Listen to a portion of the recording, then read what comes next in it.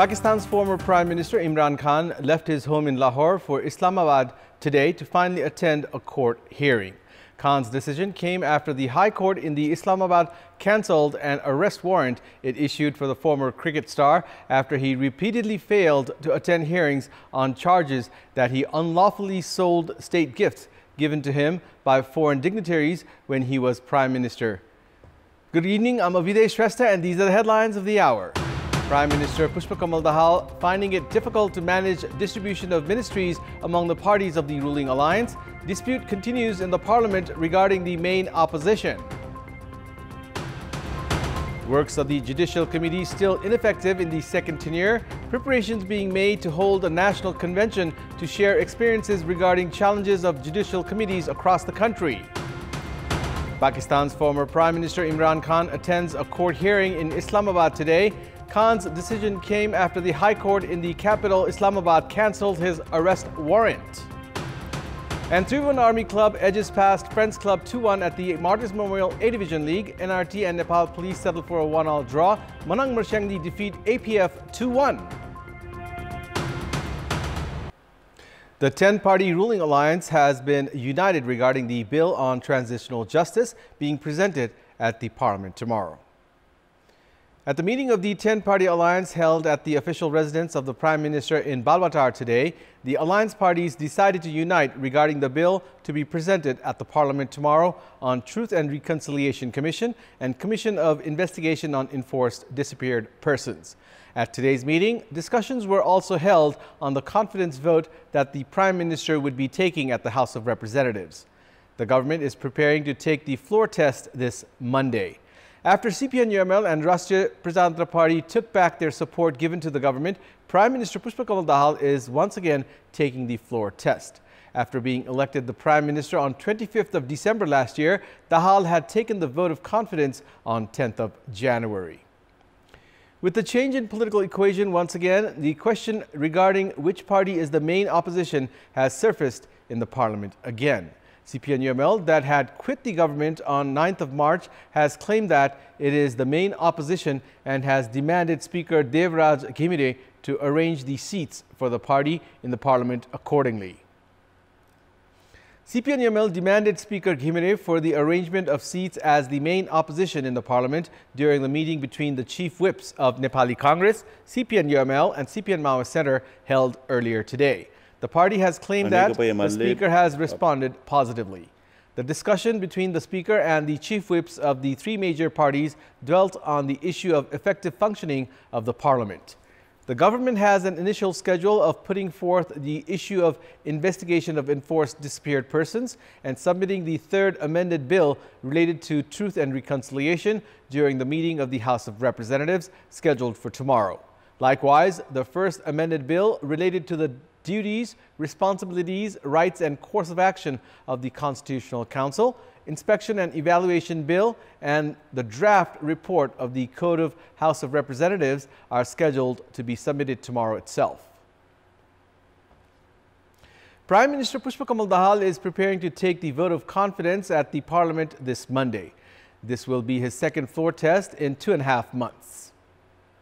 When Prime Minister Dahal took the vote of confidence on 10th of January earlier this year, 270 parliamentarians were present to vote. Out of them, 268 had extended their support to Premier Dahal. However, the political equation has now changed. Dahal now has the support of the largest party, Nepali Congress. Likewise, Janata Samajwadi Party, CPN Unified Socialist, Janmat Party, Loktantrik Samajwadi Party and Nagrik Unmukti Party are also preparing to extend their support to Prime Minister Dahal. That's why Dahal is confident that he will pass the floor test. However, Premier Dahal is having a hard time distributing the ministries among the ruling alliance parties who are prepared to support him. Nepali Congress is claiming 8 ministries, including Home and Finance ministries. There have been disputes within Dahal's party saying that the party didn't secure the Home and Finance ministries earlier. Dahal is facing difficulty in managing the distribution of the ministries as other parties are also piling on pressure. The Judicial Committee that has been given the responsibility of solving complaints of the local residents have not been able to function effectively. Residents of a number of local levels are unaware about the existence of the government body. Furthermore, the coordinators of the committees on several occasions had complained of difficulty in executing their task due to weak fiscal infrastructure. The National Assembly of the vice chairpersons of all the 753 local levels is scheduled to be held to address such issues. It has been 10 months since the public representatives of the local level shouldered their responsibility after completing their first 5-year term. However, they are still unaware about the duties and works of the Judicial Committee. The local level government has failed in assuring the locals about judicial representation. A number of local levels have yet to arrange a separate Judicial Committee and legal advisors. The judicial committees across the country have been facing various challenges. Preparations have been made to hold a national convention to share the experiences regarding the challenges encountered by these committees. The judicial coordinators have geared up to hold the convention on 29th and 30th of March, which will be led by the Kathmandu metropolis to share their experiences of the past 10 months. In this context, in our Public Voice segment today, we have asked people in several provinces how the judicial committees at local levels are adjudging cases. Let's take a look at what they had to say. Public Voice. प्राइभेसीहरु कसरी maintain गर्ने, कन्फिडेन्शियलिटी कसरी maintain गर्ने भन्ने सन्दर्भमा चाहिँ त्यति ध्यान नदिएको पाइएको छ। न्यायिक समितिहरुले चाहिँ न्याय सम्पादन गर्नको लागि आफ्नो छुट्टै कार्यविधि बनाएका छन्। न्यायिक समितिमा बस्ने मान्छेहरुलाई पनि केही सुसूचित गर्नुपर्ने अवस्था देखिन्छ। दुवै पक्षलाई मेलमिलापबाटै अगाडि बढाएर गराएको जस्तो छ। पीडितहरु नै त्यही गइसकेपछि चाहिँ उचित न्याय नपाइने हो कि भनेर प्रहरीसम्मै पुग्नको लागि बाध्य चाहिँ देखिन्छ। दुवै पक्षको मिलोमतमा अब समझदारीमा आउने गर्ने गरेको छ। दक्षताको कमजोरीका कारणले गर्दाखेरि त्यति न्यायिक कार्यक्रमहरुलाई त्यति राम्रोसँग चाहिँ प्रभावकारी ढंगबाट चाहिँ लिइराखेको मैले भेटाएको छैन। हाम्रो स्थानीय तहमा इजालस नै छैन।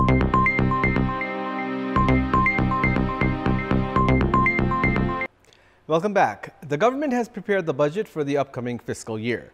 The Ministry of Finance and the National Planning Commission have been under pressure to amass sources of funds amid economic crisis.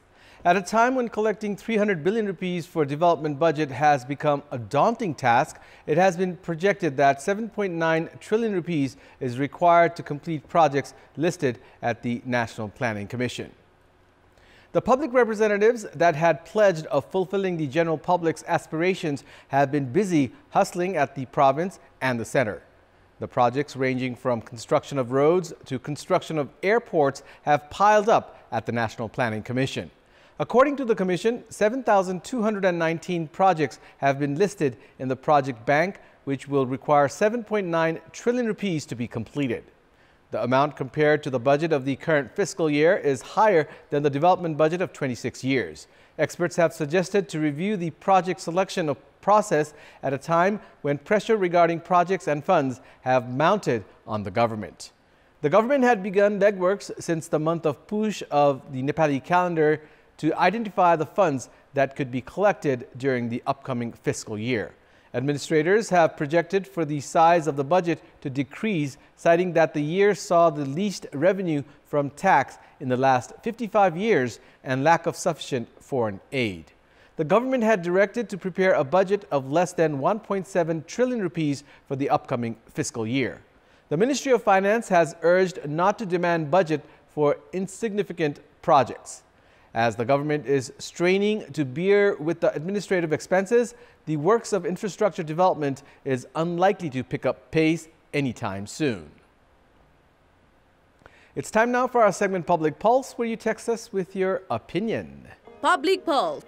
But before that, let's take a look at the results from yesterday's poll. Yesterday, we had asked you, what should be done to create job opportunities back home? 50% voted for A, investment-friendly environment, 43% voted for B, set up productive industries, and 7% voted for C, enhance skill and capability. And here's today's question.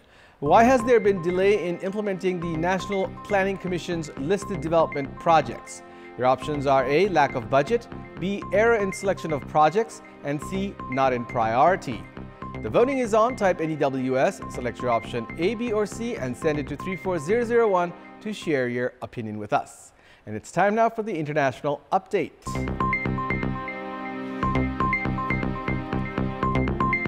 Pakistan's former Prime Minister Imran Khan attended a court hearing in Islamabad today.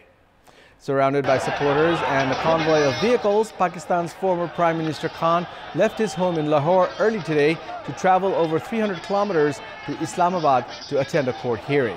Khan's decision came after the High Court in the capital Islamabad cancelled an arrest warrant it issued for the former cricket star after he reportedly failed to attend hearings on charges that he unlawfully sold state gifts given to him by foreign dignitaries when he was Prime Minister. The 70-year-old politician has denied the charges.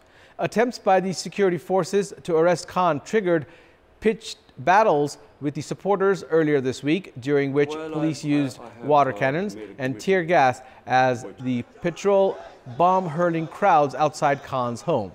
The legal proceedings against Khan began after he was ousted from office in a parliamentary vote early last year. Earlier this week, Khan told supporters that he had not attended the hearings because he feared for his safety. Welcome back. It's time now for the sports news. Sports news brought to you by Lakshmi Steel, Nepal mein guaranteed #1 quality.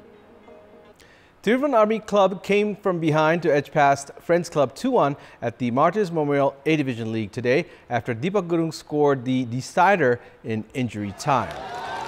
In the match played at Chasol Ground in Lalitpur today, Suraj Basnet gave Friends Club an early lead by scoring in the 6th minute.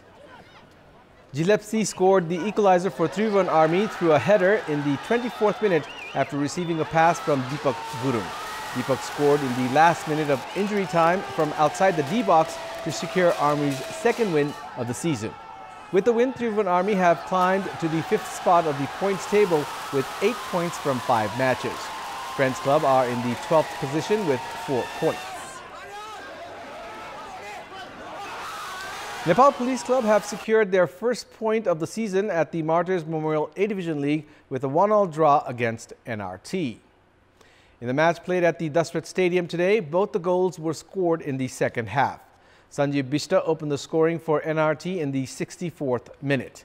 NRT couldn't hold on to the lead for too long as Pratap Gurung's strike from 25 yards found the net in the 78th minute and Nepal Police leveled the match at 1-1. Both the teams couldn't score any more goals and had to share points. Both the teams are in the relegation zone. NRT are in the 13th spot of the league table with 2 points, while Nepal Police Club are at the bottom of the table with only 1 point. Manang Marshangdi Club edged past Armed Police Force to climb to the 2nd spot of the A-Division League table. In the match played at the Dasrat Stadium today, Armand Bedom scored through a header in the 34th minute, utilizing a pass from Navin Lama to give APF the lead. Kamal Thapa scored for Manang Marshangdi in the 53rd minute, making good use of the cross from Sumit Shrestha to level the match at 1-1. Substitute player Shahid Jamal Davlat Janov scored the decider in the 72nd minute to secure Manang Marshangdi Club's 2-1 win over APF. This was Manang's 3rd win this season. Undefeated Manang Marshangdi are in the 2nd spot of the points table with 11 points. APF are in the 6th position with 7 points. And it's time now for the weather update.